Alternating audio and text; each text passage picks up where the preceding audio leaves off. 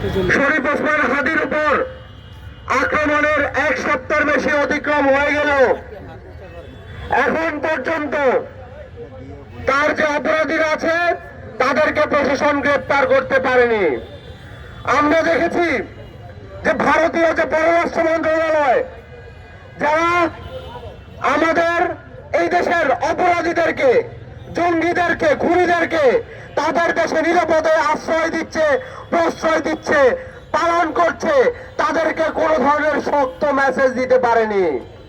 আমরা দেখতে পাচ্ছি যে আমাদের পররাষ্ট্র মন্ত্রণালয় এখন পর্যন্ত বাংলাদেশের হয়ে উঠতে পারে নাই, তারা এখন পর্যন্ত ভারতের তাবেদারি করে যাচ্ছে। আমরা দেখতে পেয়েছি যখন এই স্বরাষ্ট্র মন্ত্রণালয়ের বিরুদ্ধে, স্বরাষ্ট্র উপদেষ্টার বিরুদ্ধে আমরা আন্দোলন করে যাচ্ছি, তখন কারা এই স্বরাষ্ট্র উপদেষ্টাকে বাঁচানোর জন্য কুসুম কুসুম আন্দোলনের ছক করছে। আমরা দেখতে পাচ্ছি এই স্বরাষ্ট্র উপদেষ্টার তার অযোগ্যতার কারণে একের পর এক বিপ্লবীদের উপর আক্রমণ হচ্ছে, এই দেশের সাধারণ মানুষের উপর আক্রমণ হচ্ছে। আমরা দেখতে পাচ্ছি আমার বোন জান্নাতারা রুমিকে আত্মহত্যার দিকে নিয়ে গেছে এই খুনি ফ্যাসিস্ট হাসিনার জঙ্গিরা। আর এই স্বরাষ্ট্র উপদেষ্টার পুলিশ এই অপরাধীদেরকে গ্রেফতার করেনি। যখন তাদেরকে অপরাধীদের ঘর দেখিয়ে দেওয়া হয়েছে, তারা বলে যে তার বিরুদ্ধে তো কোনো মামলা নাই, তার বিরুদ্ধে তো আমাকে অভিযোগ অ্যাকশন নিতে বলা হয় নাই। ধানমন্ডি থানার ওসিকে বলেন আমাকে কল দিতে।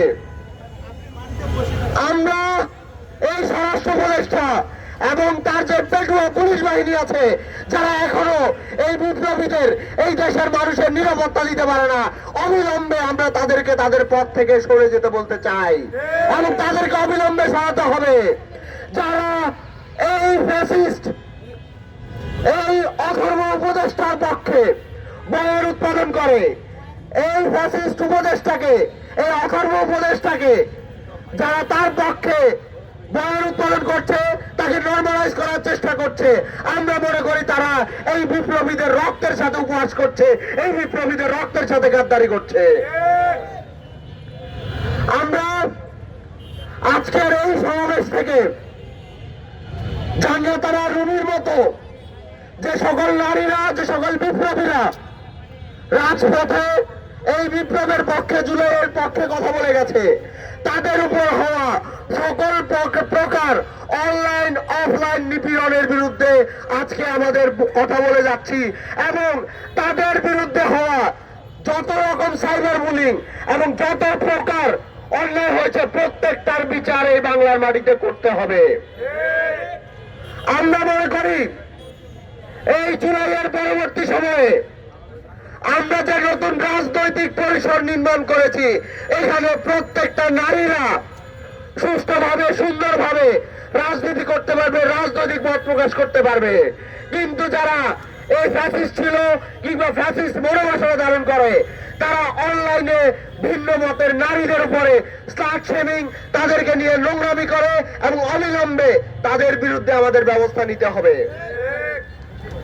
আমরা দেখেছি যে হাসিনার আমলে যখন কোন মন্ত্রীর বিরুদ্ধে, কোন নেতার বিরুদ্ধে অভিযোগ আসতো, তাদের বিরুদ্ধে বিভিন্ন ধরনের তারা অপরাধ করতো, ব্যর্থতা থাকতো তারা কখনো পদত্যাগ করতো না। তাদের পদত্যাগের দাবিতে সাধারণ মানুষকে রাস্তায় গুলি খেতে হয়েছে, সাধারণ মানুষকে রাস্তায় আহত হতে হয়েছে, শিক্ষার্থীদেরকে আহত হতে হয়েছে। ঠিক একই রকম ঘটনা আমরা 5ই আগস্ট পরবর্তী সময়ে আবার দেখতে পাচ্ছি। এই এক অথর্ব স্বরাষ্ট্র উপদেষ্টা, তাকে বাঁচানোর জন্য আগে যেমন ছাত্রলীগ রাস্তায় নামতো, এখনো হচ্ছে বিভিন্ন দলের ব্যানারে রাস্তায় নামতে হচ্ছে এবং বিভিন্ন ভাবে কুসুম কুসুম স্ক্রিপ্টেড আন্দোলনের মাধ্যমে তাকে বাঁচানোর চেষ্টা করা হচ্ছে। এবং এখন আমরা দেখতে পাচ্ছি এই নির্লজ্জ স্বরাষ্ট্র উপদেষ্টা তার ব্যর্থতা এবং তার অকর্মণ্যতার দায় স্বীকার না করে এখনো তার পদে বসে আছে, এখনো বহাল আছে এবং এখনো তার বৃথা জনগণকে বৃথা একটি ইয়ে দেওয়ার চেষ্টা করছে, সান্ত্বনা দেওয়ার চেষ্টা করছে।